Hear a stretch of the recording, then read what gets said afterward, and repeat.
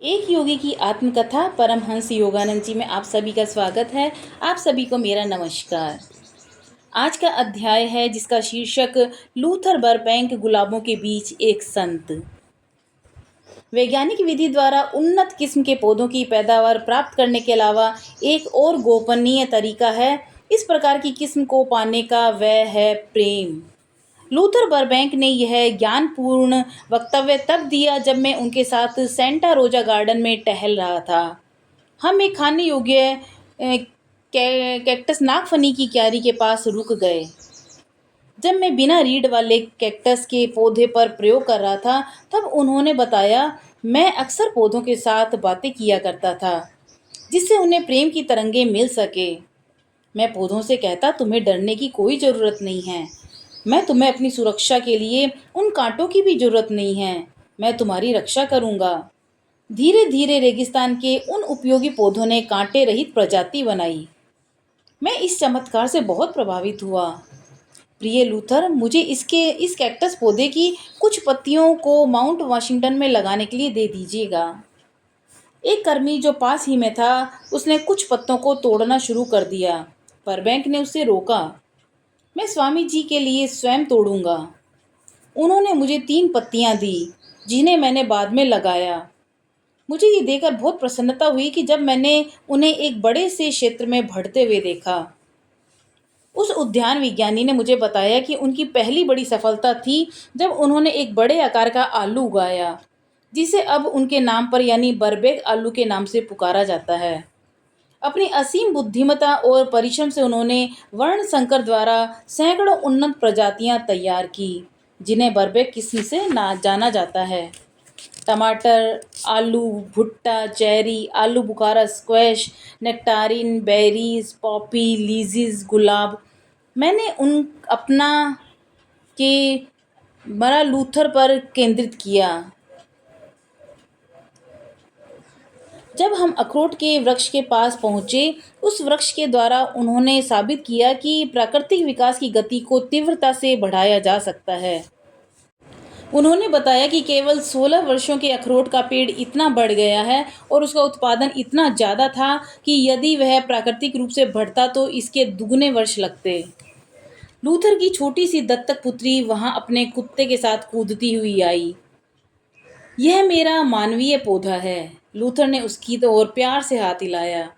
मैं मानवता को अब तक विशाल पौधे की तरह देखता हूँ जिसे अपने उच्चतम विकास के लिए केवल खुला वातावरण और उत्कृष्ट चुने हुए कुशल वर्ण संकर की आवश्यकता है। मैंने अपने जीवन काल में पौधों के विकास क्रम में इतनी चमत्कारिक प्रगति देखी है कि मैं बहुत सकारात्मक उम्मीद के साथ एक स्वस्थ और आनंदमय विश्व को देखना चाहता हूँ जहाँ बच्चों को सादगी समझदारी वाले जीवन की शिक्षा दी जाती हो। हमें प्रकृति और प्रकृति के ईश्वर पर वापस जाना होगा। लूथर, आपको मेरे साथ रांची स्कूल में आकर बहुत खुशी मिलेगी। वहाँ के खुले वातावरण में लगती कक्षाएं और सरल सादगी और हंसी खुशी के वातावरण को देखकर आप प्रसन्न हो उठेंगे। मेरे शब्दों ने बरबैंक के दिल की सबसे प्रिय तरंग को छेड़ दिया। उनका सबसे प्रिय विषय था बच्चों की शिक्षा। उन्होंने प्रश्नों की झड़ी लगा दी। उनकी गहरी आंखों में रुचि झलक रही थी। स्वामी जी, अंत में उन्होंने कहा, आपके जैसे स्कूल की ही अब भविष्य की एकमात्र उम्मीद है। मैं आज की शिक्षा पद्धति के एकदम विरोध में हूँ। वे प्रकृति से दूर और स्वतंत्र व्यक्तित्व के विकास का दम घोंट रहे हैं। शिक्षा के आदर्शों के प्रति आपके व्यवहारिक दृष्टिकोण से मैं अपने हृदय और आत्मा से पूर्णतः सहमत हूँ। जब मैं उनसे विदा ले रहा था तब उन्होंने एक छोटी सी पुस्तक पर हस्ताक्षर किए और मुझे भेंट स्वरूप दी।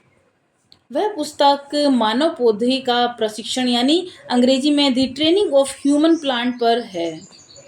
उन्होंने कहा, नए तरह के प्रशिक्षण की जरूरत है। एक भय रहित प्रयोग। कभी कभी बहुत हिम्मती प्रयासों से उत्तम किस्म के फल और फूल मिलते हैं।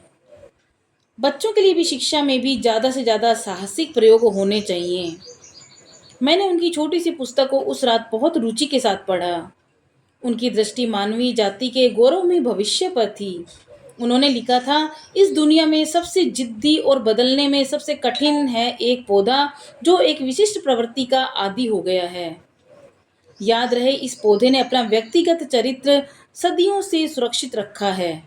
शायद यही है कि जिसके द्वारा हम उसकी उत्पत्ति की खोज करते रहते सदियां पीछे चले जाएं तो पता चलेगा कि वह चट्टान से पैदा हुआ था और इतने लंबे समय में इसमें कोई विशेष बदलाव नहीं आया। क्या आपको लगता है कि सदियों से बार बार एक सा ही रहने से पौधे में इच्छा शक्ति नहीं आ जाती? कहा जाए तो ऐसी दृढ़ शक्ति जिसे हिलाया भी नहीं जा सकता। यही नहीं, बहुत से ऐसे पौधे हैं जिससे जैसे ताड़ का पेड़ इसकी प्रवृत्ति इतनी ठोस है कि किसी भी मानवीय शक्ति द्वारा इसको कोई बदलाव नहीं लाया जा सकता। पौधों की इच्छा शक्ति के आगे मनुष्य की इच्छा शक्ति कमजोर साबित होती है। लेकिन देखिए कैसे पूरे पौधों की जीवन भर की जिद एक पौधे को उसके साथ जोड़ देने से टूट जाती है। संकरण यानी क्रॉसिंग विधि द्वारा उसके जीवन की एक शक्तिशाली परिवर्तन आ जाता है और फिर पीढ़ी दर पीढ़ी के धैर्य और देखरेख के बाद एक नया पौधा एक मार्ग को अपनाता है और पुरानी अवस्था में कभी वापस नहीं जाता। उसकी दृढ़ इच्छा शक्ति आखिर में टूटकर परिवर्तित हो जाती है। जब इसी तरह की एक संवेदनशील और लचीली प्रकृति जो कि एक शिशु में होती है तो समस्या कहीं ज़्यादा आसान हो जाती है। मैं इस अमेरिकी व्यक्ति से बहुत प्रभावित था। मैं उनके पास कई बार गया। एक सुबह मैं उसी वक्त पहुंचा जब एक डाकिया डाक लेकर आया। उसने बर्बेक को करीब 1000 पत्र दिए। विश्व भर के उद्यान विज्ञानी उन्हें पत्र लिखते थे। स्वामी जी, आपके आने से मुझे बाहर उद्यान में जाने का बहाना मिल गया, लूथर ने हंसते हुए कहा। उन्होंने एक दराज खोली। उसमें हजारों यात्रा से संबंधित पर्चे थे। देखिए, उन्होंने कहा, इसी प्रकार मैं यात्रा करता हूँ। उन्होंने पौधों और पत्राचार में बंधा हुआ मैं विदेशों की सैर इन चित्रों को देखकर पूरा कर लेता हूँ। मेरी कार उनके फाटक के आगे खड़ी थी। लूथर और मैं इस छोटे से शहर की सड़कों में घूमते रहे। शहर के बागान लूथर द्वारा विकसित विभिन्न प्रकार के पौधों से भरे हुए थे। सांता रोज, पिच क्लॉक और बर्बेक गुलाब। मेरा दोस्त हेनरी फोर्ड और मैं दोनों पुनर्जन्म के प्राचीन सिद्धांत पर विश्वास करते थे। फिर उन्होंने बताया, यह जीवन के उन आयामों में प्रकाश डालता है जिसका कोई उत्तर नहीं है। स्मृतियाँ सच का परीक्षण नहीं हैं, केवल इसीलिए कि मनुष्य को अपने अतीत जीवन की कुछ भी याद नहीं। इसका तात्पर्य यह नहीं है कि उसका कोई पूर्व जन्म नहीं था।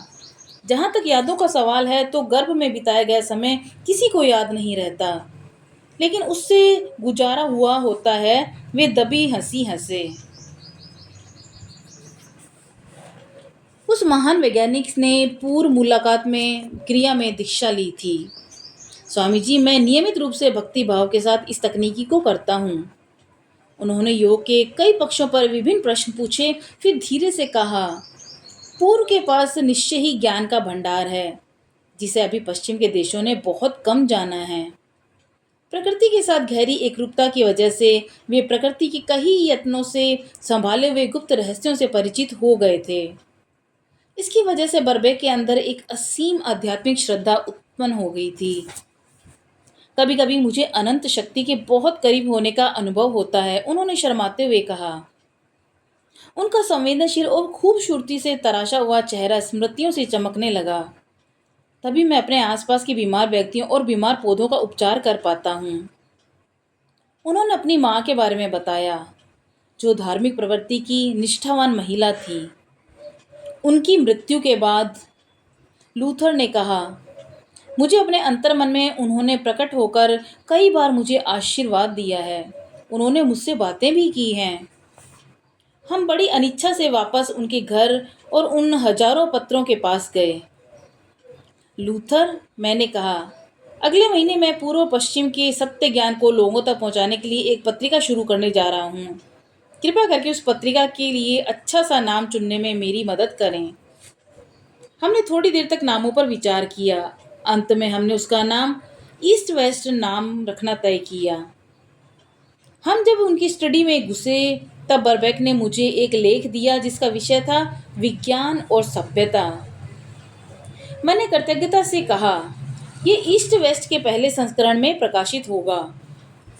जैसे जैसे हमारी मित्रता घनिष्ठ हुई मैं उन्हें मेरा अमेरिकी संत कहने लगा।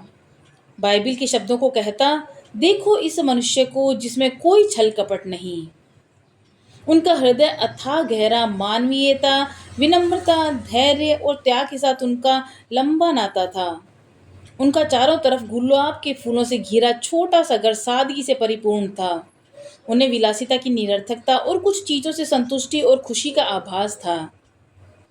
अपनी वैज्ञानिक ख्याति की वे जिस विनम्रता के साथ लेते थे, वे मुझे बार बार उन वृक्षों की याद दिलाते जो फलों के पक जाने पर उनके भार से झुक जाते हैं।